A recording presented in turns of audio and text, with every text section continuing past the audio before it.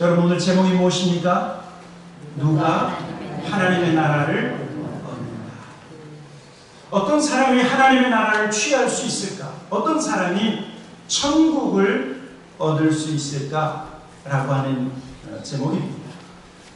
여러분 저는요 세상 사람들이 예수 믿는 저와 여러분을 어떻게 판단하고 어떻게 생각할지 모르겠지만 예수 믿는 저와 여러분은 세상에서 가장 부유한 사람이라고 저는 확신합니다.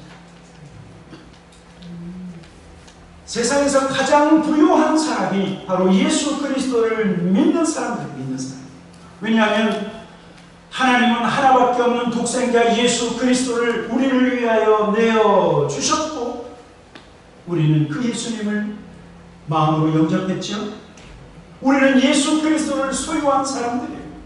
그런데 성경은요 우리에게 무엇을 말씀하고 있냐면 외아들 독생자 예수 그리스도를 우리에게 주신 그 하나님은 그 예수 그리스도와 함께 모든 것을 우리에게 주신다라고 말씀하고 있습니다. 어떻게 할 때요? 구하고 찾고 두드릴 때. 구하고 찾고 두드리는 모든 사람에게 예수 그리스도를 주신 그 하나님께서 모든 것을 주신다. 여러분 그래서 우리는 부유한 사람들, 부유한 사람. 더 나아가서 우리는 무엇을 소유한 사람들이냐면 영원한 하나님의 나라, 천국을 소유한 사람이 저와 여러분인 줄 믿습니다. 아멘. 그래서 우리는 부유한 사람이요 우리는 풍성한 삶을 살 수 있는 사람들이다. 그러나 반대로 세상에서는 부족함이 없이 세상에서는 넉넉한 삶을 산다 할지라도 그 사람에게 예수가 없다고 하면 어쩌면 가장 불행한 사람 중에 한 사람이 될 수 있어요. 왜 그렇습니까? 영생이 없기 때문에, 미래가 없기 때문에, 예수 그리스도로 말미암은 천국의 소망이 그 사람에게는 없기 때문에 잠깐은 즐거워할 수 있겠지만 거기까지입니다. 거기까지. 그런데 오늘 어리석고 불행한 사람들이 오늘 본문에 등장하는데 이 사람들은 어떤 사람들이냐면 스스로 자신들이 아브라함의 자손이요 하나님이 택하신 자다, 하나님의 백성이라 스스로 자랑하는 사람들이었지만 중요한 것은 하나님이 보내신 그 아들 예수 그리스도를 믿지 않고 그의 말씀도 순종하지 않았던 사람, 바로 예수님 당시요 예수님 당시 예수님을 거역하고 예수님을 받아들이지 않았던 그런 유대인들이 바로 가장 어리석고 불행한 사람들 가운데 한 사람이라는 사실. 오늘 본문의 말씀은요 예수님께서 성전에서 하나님의 말씀을 가르치실 때 대제사장들과 그리고 백성의 장로들, 바리새인들과 서기관들이 예수님에게 와서 당신이 무슨 권세로 가르치느냐? 라고 하면서 예수님을 믿지 않고 예수님의 권위를 인정하지 않는 그들이 믿지 않는 그 결과가 어떠한지를 오늘 본문을 통해서 말씀하고 있는 거예요. 믿지 않는 것은 믿지 않는 것으로 끝나는 것이 아니라 믿는 자에게 하나님이 축복하시는 것처럼 믿지 않는 자에게는 그 대가가 어떠하다라고 하는 것을 가르치고 있는 거죠. 오늘 첫째로 예수님은요 포도원 비유를 통해서 하나님이 이스라엘을 세우시고 하나님이 어떻게 이스라엘을 사랑하셨는가 그것을 말씀하고 있는 거예요. 오늘 본문을 보니까 마태복음 21장 33절에 뭐라고 말씀하고 있냐면 다른 한 비유를 들으라. 한 집 주인이 포도원을 만들어 산 울타리를 두르고 거기에 즙잔 틀을 만들고 망대를 짓고 농부들에게 새로 주고 타국에 합니다. 예수님이요 지금 대제사장들과 그리고 이스라엘의 장로들에게 비유를 통해서 설명하고 있는 거예요. 설명. 한 집주인이 포도원을 만들었다는 거죠. 이 집주인은 누구냐면 하나님이에요. 이 집주인이 포도원을 만들었는데 이 포도원은 누구냐면 이스라엘이에요. 이스라엘. 하나님께서 친히 아브라함과 이삭과 야곱과 언약하신 다음에 하나님이 이스라엘을 세우셨는데 마치 농부가 포도원을 만들어서 산울타리를 두르고 거기에 집자는 틀을 세우고 망대를 짓고 농부에게 주는 것처럼 하나님은 모든 것을 세우신 후에 그것을 농부들에게 주었다. 여러분, 이것은 하나님께서 이스라엘을 어떻게 세우시고 하나님께서 어떻게 사랑하셨는가를 말씀하고 있는 거예요. 여러분, 하나님께서 이스라엘 백성을 자기 백성으로 택하실 때 그들의 의로 말미암지 않고 오직 하나님의 택하심으로 그들을 자기 백성 삼으셨어요. 그리고 그들이 애굽에서 430년 동안 종살이하고 있을 때 하나님은 오직 하나님의 능력으로 그들을 구원하셨고, 그들이 광야 40년을 도는 동안 하나님은 그들에게 먹을 것, 입을 것, 필요한 모든 것들을 공급하셨을 뿐만 아니라 하나님이 약속하신 어디요? 가나안 땅을 그냥 거저주셨을 거죠. 하나님이 이스라엘을 세우시고 하나님이 그들을 만드셨다. 마치요, 이것은요, 태초에 하나님이 천지를 창조하신 다음에 아담과 하와를 창조하시고 하나님이 에덴 동산을 만들고 그 에덴 동산에 수많은 과실들을 만드시고 창조하셔서 그 아담과 하와로 하여금 먹고 마시고 살 수 있게 하시면서 그들을 아담과 하와에게 그 에덴 동산을 맡기신 것과 같은 것 맡기신 것 같아요. 여러분, 그러나 이스라엘 백성은 하나님의 이러한 은혜, 하나님의 이러한 사랑을 온전히 깨닫지 못했다. 오히려 하나님이 보내신 종들을 때리고 죽이고 심지어 하나님의 말씀을 거역한 것이 바로 이스라엘 백성의 모습이다 라고 말씀하고 있는 거예요. 오늘 34절을 보니까 이렇게 말씀하고 있죠. 열매 거둘 때가 가까우매 그 열매를 받으려고 자기 종들 농부들에게 보내니. 35절 36절 같이 읽겠습니다. 시작. 농부들이 종들을 잡아 하나는 심히 때리고 하나는 죽이고 하나는 돌로 쳤거늘 다시 다른 종들을 처음보다 많이 보내니 그들에게도 그렇게 되었는지. 여러분, 하나님께서 자기 백성에게 요구하신 것이 무엇인 줄 아십니까? 하나님이 이스라엘로 표현된 그 포도원을 만드시고 그 포도원에서 구한 것은 다른 것이 아니에요. 열매예요. 하나님께서 자기 백성 이스라엘을 내 백성이라 택하시고 그들의 삶에 요구하신 것이 오직 열매밖에 없다라고 하는 사실.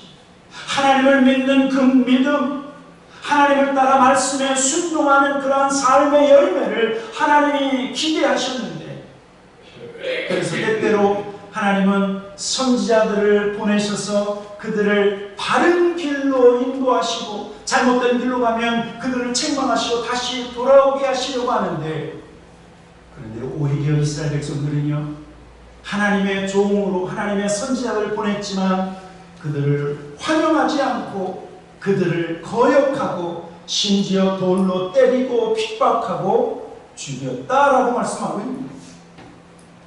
그러다가 하나님은 마지막 날에 자기 아들을 보내셨는데 그도 영접하지 않았다는 거죠. 37절에 보니까 후에 자기 아들을 보내며 이르되 그들이 내 아들은 존대하리라 하였더니 38절 39절입니다. 같이 읽겠습니다. 시작. 농부들이 그 아들을 보고 서로 말하되 이는 상속자니 자 죽이고 그의 유산을 차지하자 하고 이에 잡아 포도원 밖에 내쫓아 죽였습니다. 여러분, 우리가 하나님은 사랑이시다라고 하는 사실 알죠? 하나님은 사랑이시다. 그래서 사랑은 언제나 오래 차가고.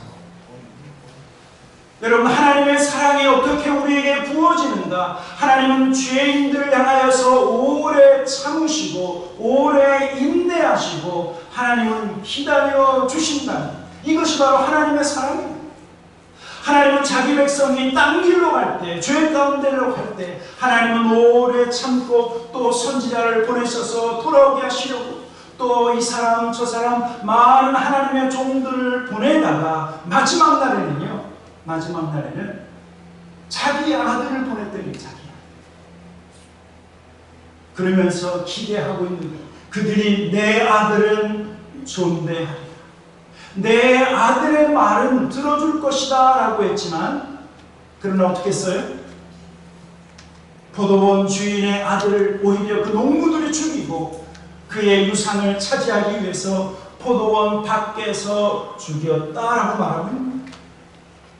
하나님의 아들로 오신 예수 그리스도를 그들이 여전히 믿지 않고 그들의 하나님 앞에서 그들은 예수 그리스도의 말씀도 거역하고 오히려 십자가에 죽도록 예수님을 내버렸다라고 하는 사실. 예수님께서 이 포도원 비유를 쭉 말씀하시다가 이제 대제사장들과 바리새인들에게 이렇게 질문합니다. 포도원 주인이 올 때 자기 아들을 죽인 이 농부들을 어떻게 할 것인가? 그렇게 질문했더니 그들은 이렇게 대답합니다. 40절, 41절 같이 한번 읽어보도록 하겠습니다. 40절부터입니다. 시작. 그러면 포도원 주인이 올 때 그 농부들을 어떻게 하겠느냐? 그들이 말하되 그 악한 자들을 진멸하고 포도원은 제때 열매를 바칠 만한 다른 농부들에게 새로 줄지. 여러분, 예수님의 가르침은 이것입니다. 예수님께서 하나님의 심판이 이 땅에 임할 때 예수님을 죽이고 그리고 하나님이 보내신 종들을 핍박한 그 사람들은 어떻게 되겠느냐를 질문하고 있는 거예요. 그랬더니 대제사장들과 그리고 백성의 장로들 스스로 뭐라고 말하고 있냐면 그 악한 자들을 진멸하고 포도원은 제때 열매를 바칠 만한 다른 농부에게 새로 줄 것입니다. 그들 스스로가 말하고 있습니다. 여러분, 이것은 하나님의 심판은 누구에게 임하고 있는가? 그것을 지금 말씀하고 있는 거예요. 하나님의 심판은 바로 예수 그리스도를 믿지 않는 자들에게 하나님의 심판이 임한다. 하나님의 심판은 예수 그리스도를 나의 구원자로 영접하지 않은 모든 사람들에게 하나님의 심판이 임한다라고 말씀하고 있는 거예요. 더 나아가서 하나님의 심판은 선지자들의 외침에도 그들의 삶을 돌이키지 않고 열매 맺지 않는 자들에게 하나님의 심판이 임한다. 그것을 말씀합니다. 네. 제가요 어떤 집사님을 아는데 이 집사님은 눈이 동그라신 집사님이세요. 근데 그 집사님이 저한테 무슨 얘기를 했냐면 목사님, 저는 지옥이 무서워요. 왜 무서워요? 예수 잘 믿지 않고 지옥 떨어지면 그 지옥에서 받을 형벌이 무서워요. 난 그래서 예수님을 믿어요. 그렇게 얘기했어요. 제가 그분을 보면서 지혜롭다. 왜 지혜로운가? 하나님의 심판을 두려워하는 것이 지혜롭다니. 예수 그리스도를 믿지 않아서 영원한 형벌에 떨어질 그 마지막 모습이 두렵다니. 그래서 예수님 믿을 수밖에 없다라고 얘기하고 있는 어떤 집사님을 제가 알고 있어요. 여러분, 성경은 저와 여러분에게 무엇을 말씀하고 있냐면 히브리서 9장 20절에 한 번 죽는 것은 사람에게 정해진 것이요 그 후에는 심판이 있으리라. 여러분, 그렇죠? 저와 여러분 영원히 사는 것이 아니라 한 번 죽는 것은 어떻게 돼 있어요? 정해진 이치예요. 우리가 응애하고 태어났으면 마지막 날 익스파일 데이가 있다고요. 그런데 우리가 죽으면 그냥 그것으로 끝난 것이 아니라 죽음 후에는 심판이 있다 없다? 있다라고 말하고 있어. 심판이 있다. 그런데 하나님의 심판은 무엇에 대한 심판이냐면 죄에 대한 심판이죠.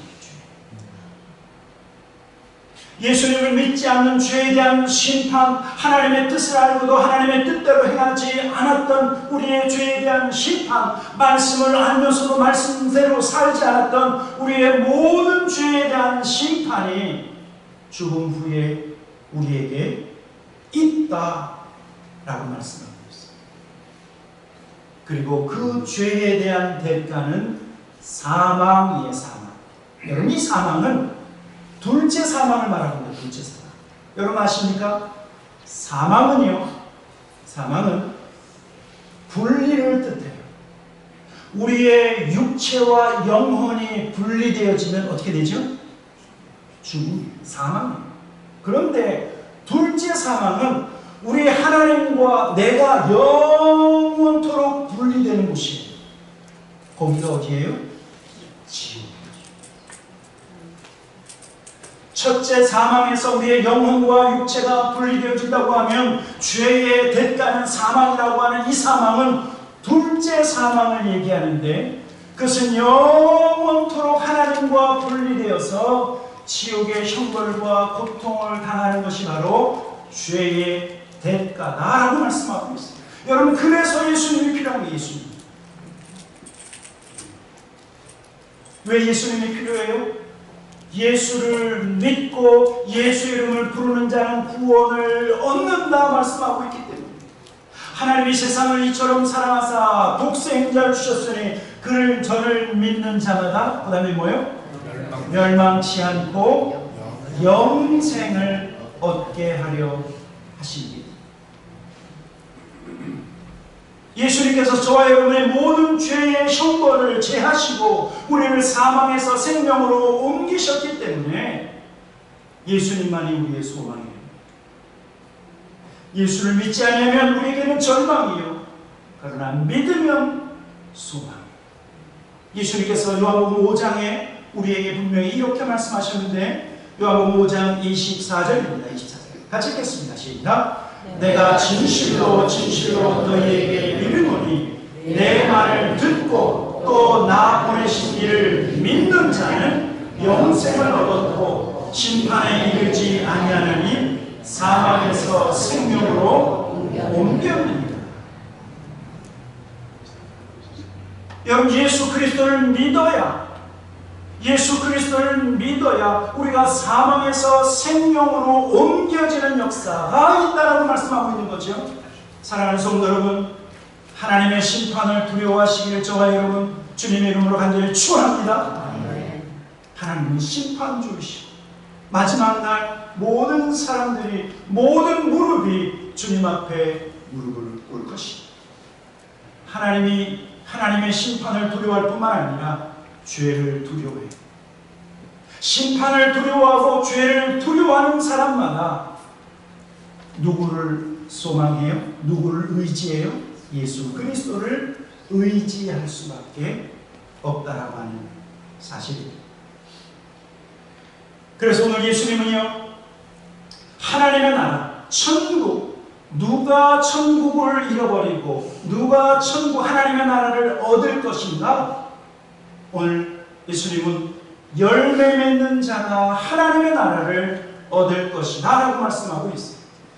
우리 42절부터 44절까지 쭉 한번 계속해서 읽어보도록 하겠습니다. 42절부터입니다. 42절부터 시작. 예수께서 이르시되 너희가 성경에 건축자들이 버린 돌이 모퉁이의 머릿돌이 되었나니 이것은 주로 말미암아 된 것이요 우리 눈에 기이하도다 함을 읽어본 일이 없느냐.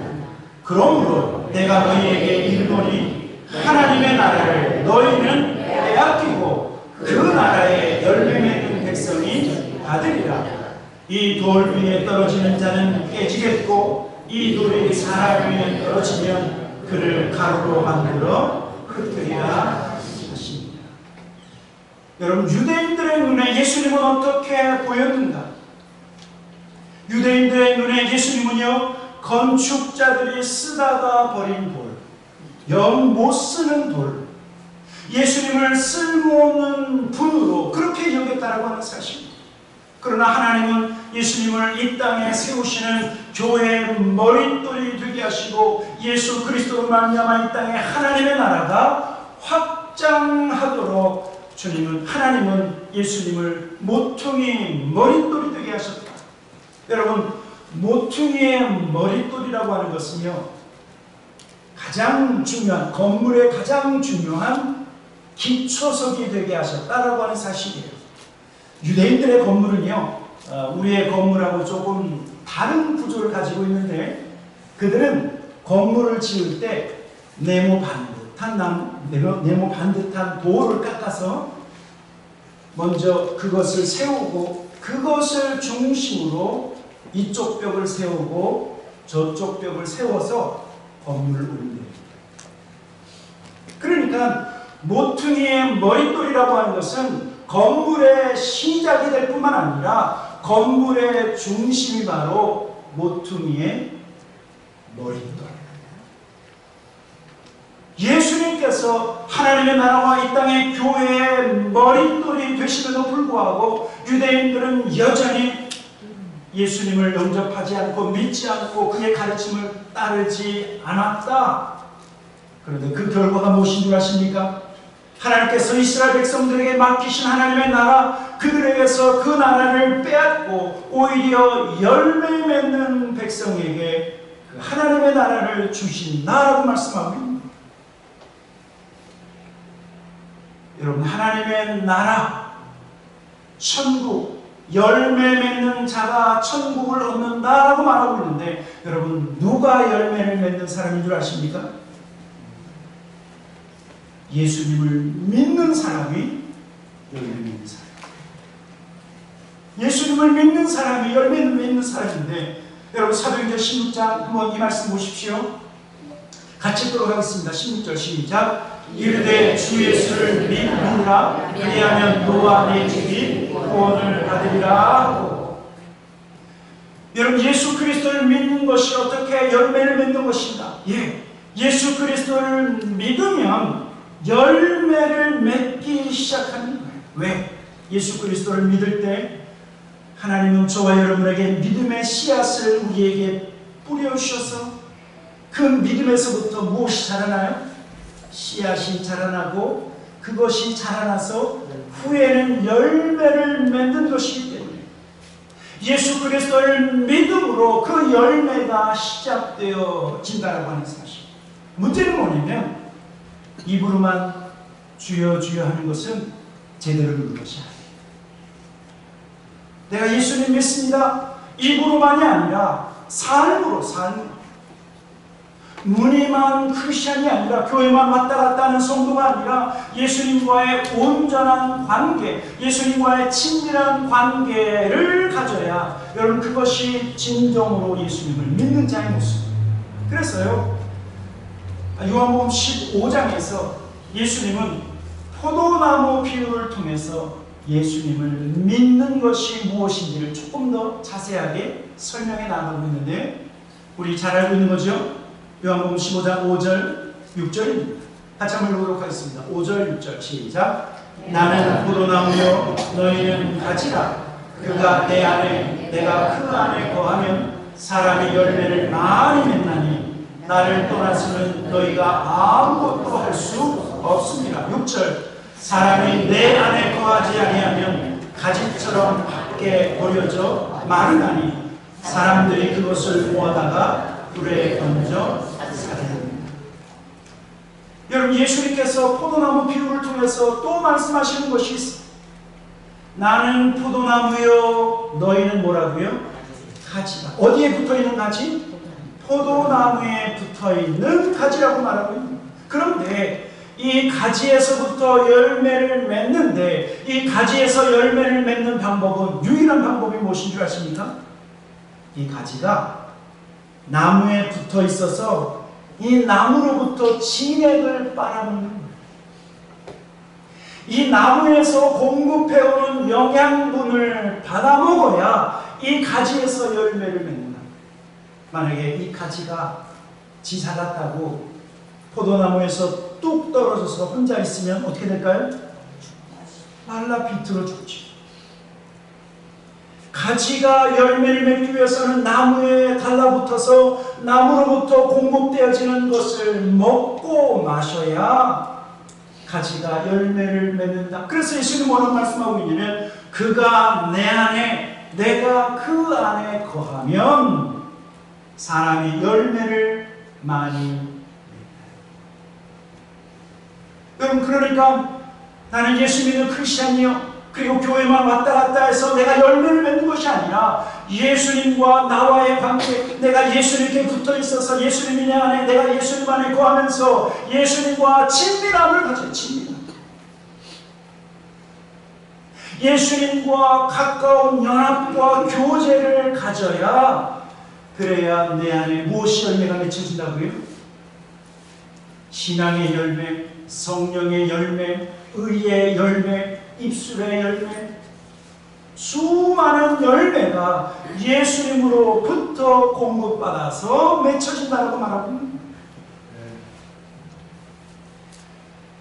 그래서요, 사도 베드로는 조금 더 우리가 어떠한 사람이 열매 맺는 사람인가, 그 사람은 성장과 성숙을 향해서 힘써 노력하는 사람이 열매를 맺는 사람이다, 조금 더 디테일하게 우리에게 설명해 주고 있는데, 우리 한번 베드로후서에 있는 말씀을 보도록 하겠습니다. 베드로후서 1장 5절부터 8절까지 말씀입니다. 8절 5절부터 같이 한번 읽어보도록 하겠습니다. 5절부터 시작. 그러므로 너희가 더욱 힘써 너희 믿음의 덕을, 덕의 지식을, 지식의 절제를, 절제의 인내를, 인내의 경건을, 경건의 형제 우애를, 형제 우애의 사랑을 더하라. 8절. 이런 것이 너희에게 있어 흡족한즉 너희도 우리 주 예수 그리스도를 알기에 게으르지 않고, 그 다음에 뭐죠? 열매 없는 자가 되지 않게 하려니와. 사도 베드로는요, 저와 여러분이 예수님을 믿는다고 하면 그 믿음 위에 무엇을 더하라고 말하고 있어요? 덕을 더해라. 그 믿음 위에 또한 지식을 더해라. 하나님을 아는 지식을 더해라. 그 다음에 지식의 절제를 더해라. 절제 그 위에 뭐죠? 인내를 더하고, 인내의 경건을 더하고, 경건의 형제 우애를 더하고, 형제 우애의 사랑을 더하라 라고 말씀하고 있습니다. 이 말은 뭐냐면 성장을 향해서 달려나가라 라고 말합니다. 여러분, 죽은 믿음은 성장하지 않습니다. 그러나 저와 여러분이 살아있는 믿음을 가지고 있다고 하면, 그러면 살아있는 믿음은 성장하고 살아있는 믿음은 성숙해진다라고 하는 사실. 만약에 여러분들이 10년 전이나 20년 전이나 여러분의 믿음이 똑같다고 하면 그거 큰 문제예요. 큰 문제. 믿음이 변하지 않냐고 그냥 그대로라고 하면 그것은 입으로만 주여 하기 때문에, 그냥 그 자리에 머물러 있기 때문에, 여러분 머물러 있으면 열매를 맺을 수가 없어요. 그 믿음 위에 덕을 더하고 지식을 더하고 절제를 더하고 인내와 경건과 형제우애와 사랑을 더해야 성장하는 신앙의 자세를 가져야 성장의 끝은 뭐예요? 열매.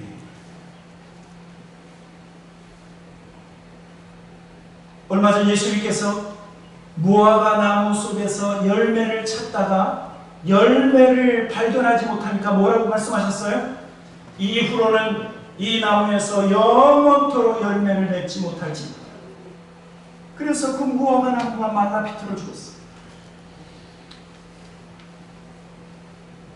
하나님이 저와 여러분에게 요구하시는 것은 잎사귀만 무성한 크리스찬이 아니라 우리의 삶의 성령의 열매, 의의 열매, 입술의 열매, 선한 열매를 찾으시는데, 이 열매는요 가만히 있어서는 안 되고 가지가 포도나무에 붙어 있어서 예수님과 교제할 뿐만 아니라 그 예수 그리스도를 믿는 믿음 위에 계속해서 덕을 더하고 절제와 인내와 경건과 형제우애와 사랑을 더하는 성장과 성숙을 사모해야 무엇이 이루어진다고요? 열매 맺는 성도가 됩니다. 그런데 이렇게 열매 맺는 성도에게 하나님이 주시는 약속이 있습니다. 베드로후서 1장 10절과 11절에 이렇게 믿음의 덕의 지식을 지식의 절제를 절제의 인내를 인내의 경건을 형제의 우애를 형제의 우애의 사랑을 더하면 그러면 이렇게 약속해 주셨어요. 우리 마지막 10절 11절 같이 한번 읽어보도록 하겠습니다. 시작. 그러므로 형제들아 더욱 힘써 너희 부르심과 택하심을 굳게 하라. 너희가 이것을 행한즉 언제든지 실족하지 아니하리라. 11절 이와 같이 하면 우리 주 곧 구주 예수 그리스도의 영원한 나라에 들어감을 넉넉히 너희에게 주시리라.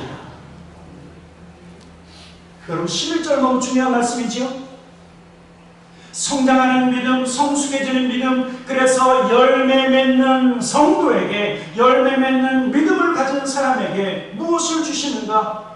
그리스도의 영원한 나라에 들어감을 넉넉히 주시리라 라고 말씀합니다. 가끔요 제가 어떤 분을 보면 두려워하시는 분이 있어. 뭘 두려워하냐면 주여 내가 천국에 들어갈 수 있겠습니까? 여러분 혹시 여러분 스스로에게 이러한 퀘션, 이런 질문 가지고 있으신 분 계세요? 내가 과연 천국에 들어갈 수 있을까? 천국에 들어갈 수 있을까? 여러분 그 고민하시는 분이 저는 복된 사람이라고 봅니다. 여러분 그러나 염려하지 마십시오. 천국은 예수 그리스도를 믿는 믿음으로 들어가는 나라. 그런데 그 믿음은 열매 맺는 믿음이어야 된다고 말하는 거예요. 열매를 맺으면, 성령의 열매를 맺으면, 거룩한 삶의 열매를 맺으면, 우리의 입술에 선한 그 입술의 열매를 맺으면, 그러면 하나님의 나라에 들어감이 넉넉하다라고 말합니다. 턱걸이로 겨우겨우 천국에 들어가는 것이 아니야. 천국 문이 막 닫히려고 하는데 겨우겨우 마지막 라스트 찬스에 들어가는 것이 아니라 성장하고 성숙한 믿음, 그리고 열매 맺는 믿음은 어떻게 해요? 하나님의 나라에 당당히, 하나님의 나라에 넉넉히 들어간다라고 말씀하고 있습니다. 우리 다구만 합장님에 속한 모든 성도들은 천국에 갈 때 턱걸이로 들어가는 것이 아니라, 간신히 들어가는 것이 아니라 넉넉히 들어가는 저와 여러분 되길 주님의 이름으로 간절히 축원합니다. 아멘. 그렇게 하기 위해서는 어떻게 해야 된다고요? 열매 맺는 시. 열매 맺는 시. 다음 주에 여기에 이어서 조금 더 자세하게 말씀드릴 거예요. To be continued. 오늘 꼭 기억하십시오. 누가 하나님의 나라를 차지한다고요? 누가 하나님의 나라를 얻는다고요? 열매 맺는 자. 같이 기도하도록 하겠습니다.